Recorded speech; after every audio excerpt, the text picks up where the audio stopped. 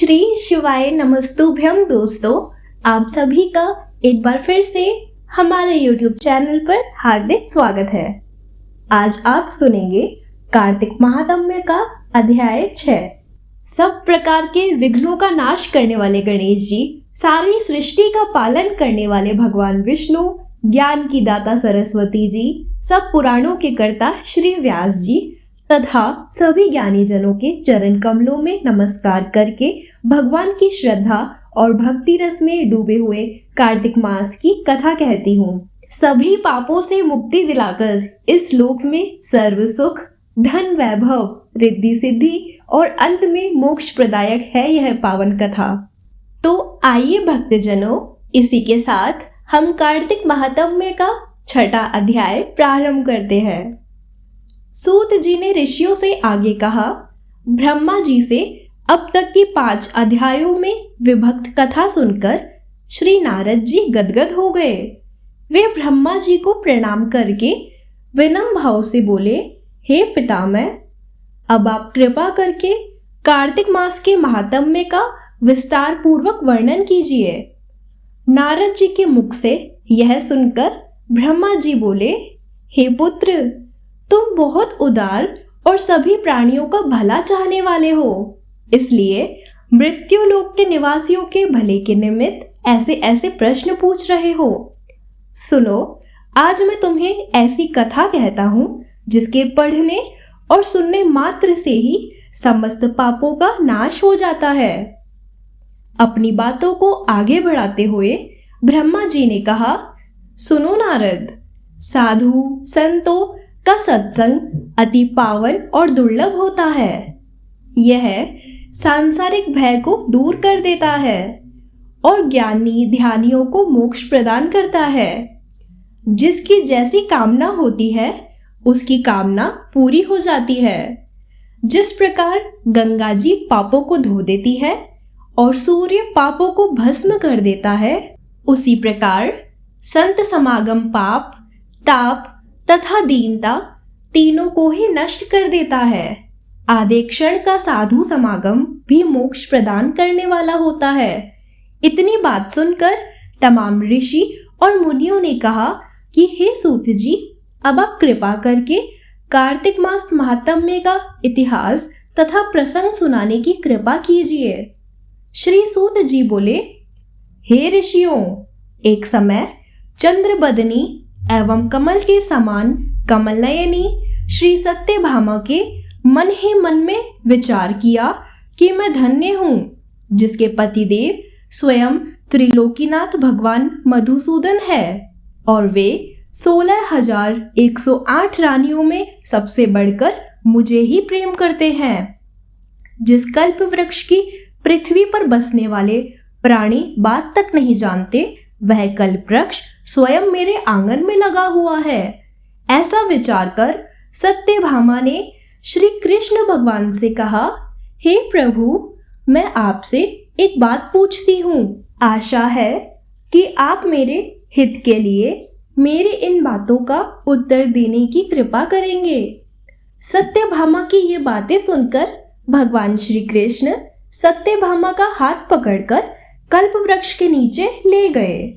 भगवान ने कहा, हे सत्यभामा, मैं अपनी सब रानियों में तुम्हें ही सबसे प्रिय मानता हूँ। मैंने तुम्हारे स्नेह के वश सूर्यराज इंद्र से विरोध करके यह कल्प वृक्ष स्वर्ग से लाकर तुम्हारे आंगन में लगा दिया। मैं तुम्हारे लिए न देने वाली अदेय वस्तु भी दे सकता हूँ और अकथ्य अर्थात न कहने वाली बात भी कह सकता हूँ। अब यदि तुम मुझसे गुप्त से भी गुप्त बात पूछोगी तो मैं तुम्हें वह भी बता दूंगा।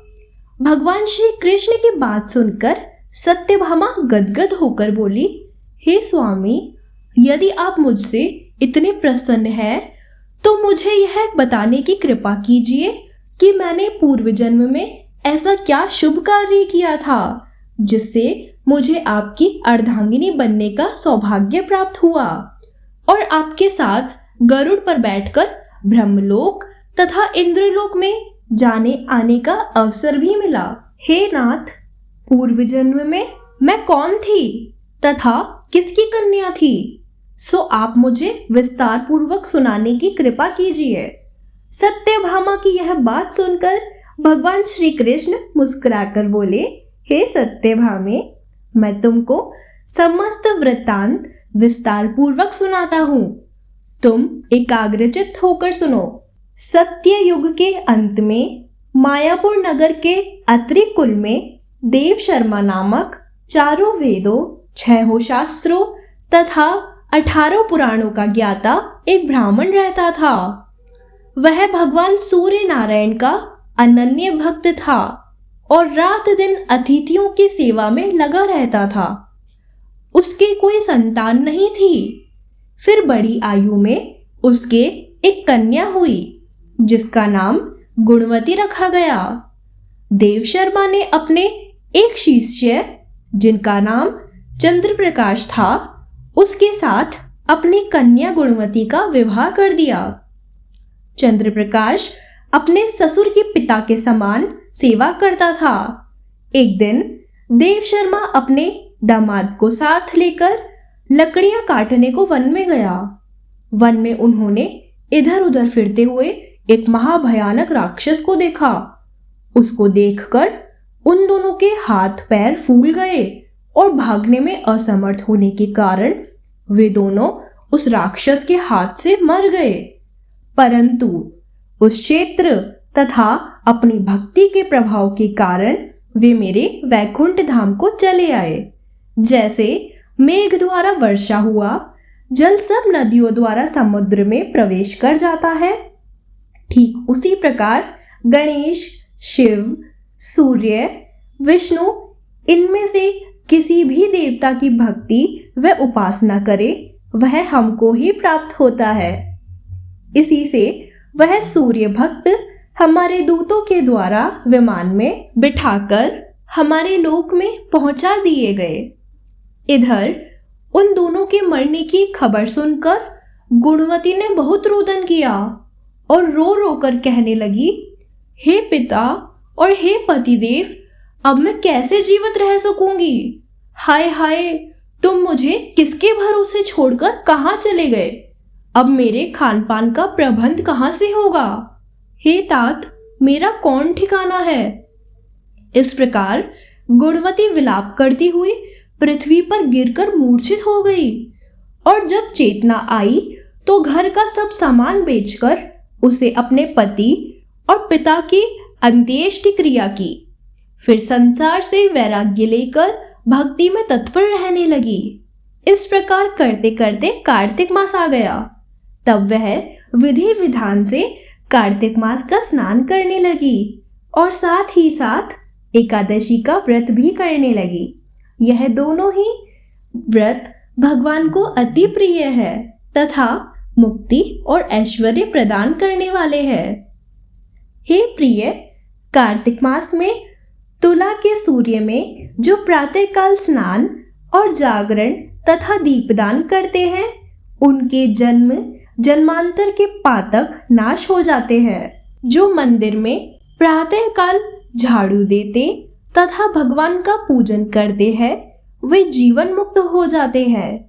जो तुलसी के वन की पालना करते हैं, वे फिर इस संसार में जन्म नहीं लेते।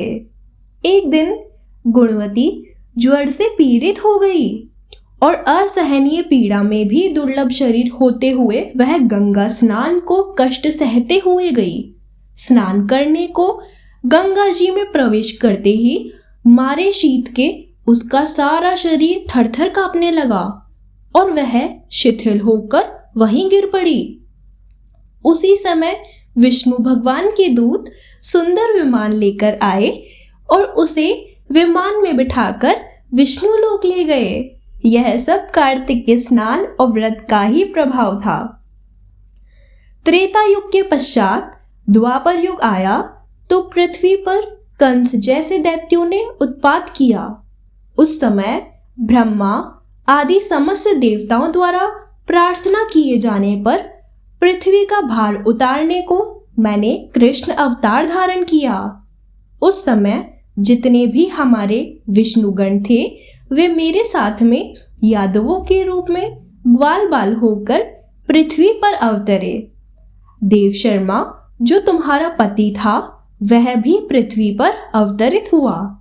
इस जन्म में देव शर्मा का नाम शत्राजित हुआ और चंद्र प्रकाश पृथ्वी पर जन्म धारण करके इस जन्म में अक्रूर जी हुए।